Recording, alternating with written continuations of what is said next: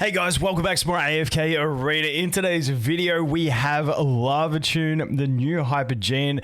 Dude looks actually pretty solid as a supportive unit. I imagine he's going to be decent at a single copy as well, which is always nice, but I could be wrong on that take. But in general, I think his buffing, I feel like you could get some really like high cycling energy plays with him. We'll have to wait and see, but the dude looks absolutely savage. I love this design. It is a wicked design. I was kind of hoping he was going to be like a main DPS carry that like was like top priority, so like I could just jump into him without hesitation. But he is a supporter, but does look pretty solid. So let's get into the skills. Ultimate ability. Dude, I just love the whole vibe on this dude.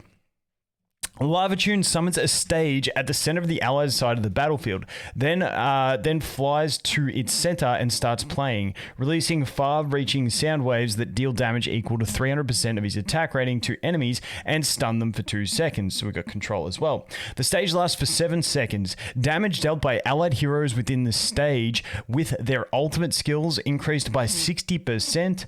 While the stage exists, using the skill again will expand the stage effective range to the entire allied half of the battlefield. So the stage default doesn't actually go to like to the very bottom and top, so that just if you cycle it through, you'll get it. And I think we will do some cycling because with skill ups we get some damage increase. But then when an allied hero within the stage uses their ultimate skill, all allied heroes within the stage recover 100 energy.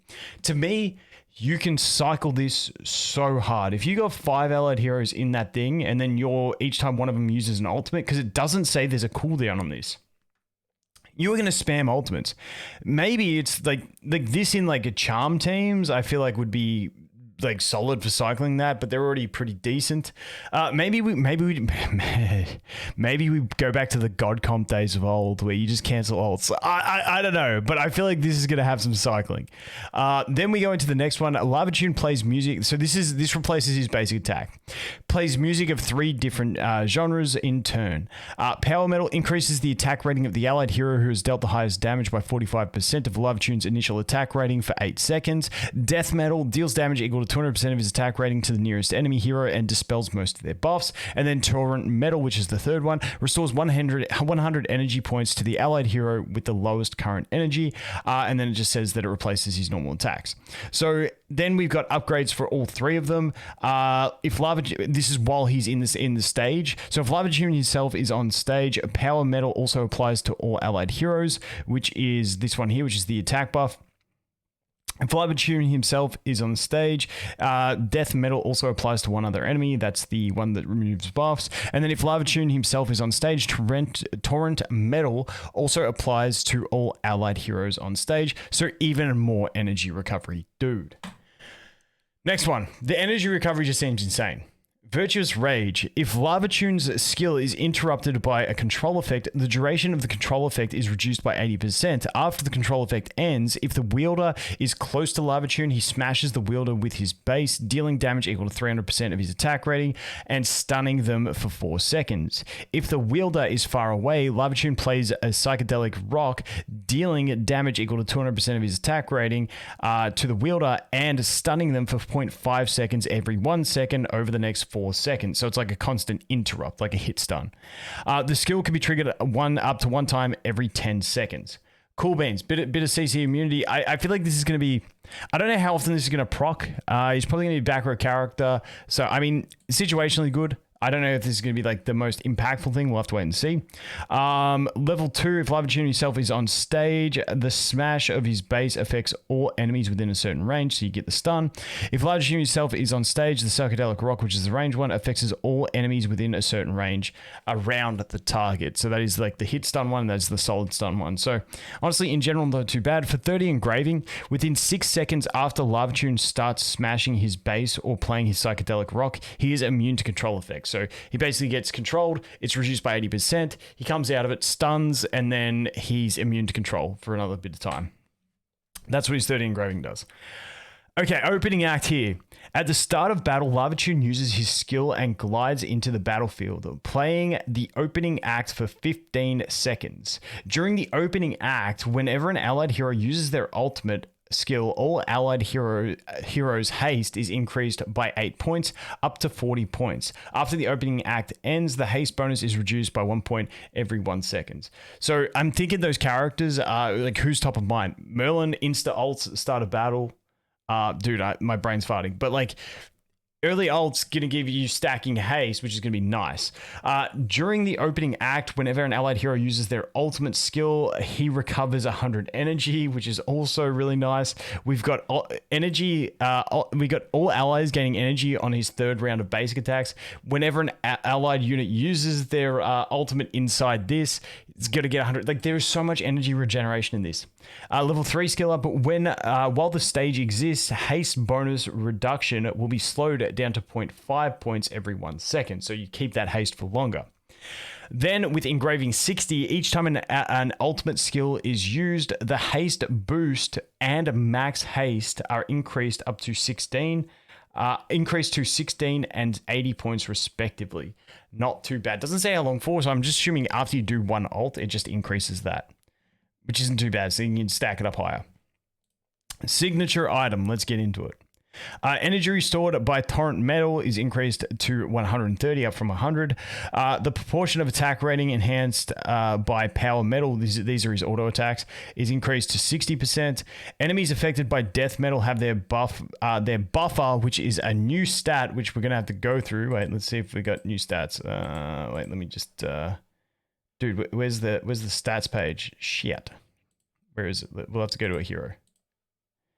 So we'll cover this in another video. We'll go through it all. But the buffer, which is the new stat, where is it? Buffer, here it is. When suffering health loss, the amount of health loss depends on the difference between the attacker's erosion and the target's character's buffer. Every 1 point of difference increases or decreases the loss by 1%. The health loss effect can be decreased by 90%. So buffer is basically enemy's mitigation that he is reducing with that one there. And then level 30, Soundwave from the ultimate skill Inferno Echo deal torrent metal effects to allied heroes and death metal effects to enemies. So allied heroes are getting the extra recovery here, which is ridiculous. Just more energy, and enemies are taking the damage and losing their buffs. It's honestly cracked. I feel like there's so much energy to be had with this guy, especially max. I think there's a decent amount at elite as well, but we'll have to see. And then exclusive furniture, allied heroes within the stage that deal damage other than with their normal attacks or ultimate skills, so it's like those in-between skills, receive damage buffs equal. This is what confuses me. Receive damage buffs equal to 50% of the damage buff from their ultimate skill. Does that mean here, when we say their ultimate skill damage is increased by 60%, does that mean all their other skills are increased by 30%? I'm assuming that's what it's saying. I could be wrong though. When performing the opening act, Lavatune summons a stage, so we get an insta stage from the start, which is nuts. And the damage buff for the ultimate skill provided on stage increased to 100% while the opening act is playing. So in general, the 3 furniture means normally your other skills are going to have a 30% bonus, but while you are in this phase of the 9 furniture, your other skills will get a 50% bonus. I believe that's how it works, but honestly, a stage at the start, 9 furniture is pretty sick. All right, let's go in and take a look. Like I said, the amount of energy cycling I feel like is going to happen with this guy is insane. Plus, he has control, so I think it's going to be pretty cracked. Now, I feel like you'll want to play him in like a top corner event. Like, he will ult pretty quick, so I think he will expand the field of the stage, and I feel like that's the way he's played, is the stage just expands and stays there the whole battle. But if you put him up top, it means he's out of range of the stage, but when the stage is created, he jumps to it, so I feel like that's going to be the ideal place for him. And then like you have like a main damage dealer at the back, and that's sort of the way I see it. Like we'll just do something like this and have a look. Let's see. Okay, so that's the stage. You can see the stage there. You can see that Leica and him are not in the stage. So let's see. Looks like we're feared. Why didn't he break the dude? Like that shit all happened way too quick. All right, let's look at his skills first. I forgot to do that. So let's see. So you can see him doing his different basic attacks there. And then there's the stage. So this gives you a good look at the stage. And you can see when he plays it, when he does the stage, you'll see the stun that goes out. So there it is. Boom, stun. Happy days. Dude, the stage is so cool. Let's go back in. Let's go back in. And trial. And let's try that with less characters because that was just too overpowered. We might take the damage out of it. So let's just go with let's just put him there. Let's put you. And let's put Gimli in, and let's just do this. Let's just see how this goes. Hopefully it slows things down so we can see. So he's playing his first tune, and you can see we get the stage up straight away. He got banished by Tassie, but that disappeared super quick. You can see we're gaining all these energy ticks. So there's an ult. He should get the energy, and he should play the stage again. And now the stage is expanding. It says it covers the whole allied battlefield. It doesn't look like it's covering the whole thing, but I'm assuming the hitbox for it is the whole thing. We've only got 2 allies on the thing, so that's why we're not maintaining it because we're not getting enough cycling energy. And obviously we've got Gimli in there who's running out of it, so he's not actually gaining that extra effect. And then we've got Bones who isn't actually proccing it properly either, but you can get a feel for what's happening here. You can get a feel for it, but once we get more characters, we need to try this at a deficit, and I'm really keen to try this guy at 1 copy, although I do think his 30 signature item is going to be very important. So he doesn't really do damage though. He doesn't really do any damage. If your Bones beating your damage, you're pretty horrible. But I feel like his 30 signature item is going to be important to get the stage up at the very start of battle. But in general, I think he still has use at elite. I think he still has uses at elite. I could be wrong. We'll have to wait and see. But in general, I think he's a really, really solid unit. That is my first impressions. Let me know what you guys think. There is no denying he is one of the sickest looking units in the game at the moment. Like, that is a wicked design.